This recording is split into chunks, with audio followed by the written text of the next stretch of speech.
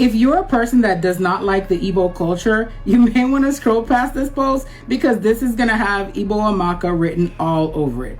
So many of you have seen me in videos and you've thought to yourself, she looks just like an Igbo woman. And guess what? You're absolutely right. Let me tell you some of the similarities between the Igbos of Nigeria and the Igbo descendants of the Caribbean.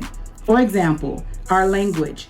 In our native tongue in Jamaica, which is called Patois, we have a very, very popular word that we use, and we pronounce it unu. This is the Igbo word una. It means you people, or all of you, or you all. We use that every single day in Jamaica. In Jamaica, we have some famous Igbo proverbs that we use every single day, but the truth is, most modern day Jamaicans are not aware of where their language and a lot of the things that they're saying is coming from. The truth is, it came from the Igbos of Nigeria. One of the popular proverbs that we use all the time is, you will see a watawat ga pumpkin belly.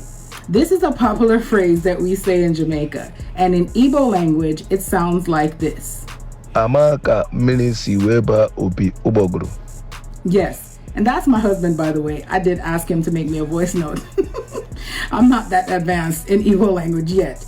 But yes, basically the meaning is, you will see how does the water get to the belly of a fruit or a vegetable? How does the water get to the belly, right? Right. That is something we say every single day in Jamaica. The Igbos are the largest entrepreneurial group in Nigeria. And guess what? They have passed down that entrepreneurial spirit to us, their descendants in the Caribbean.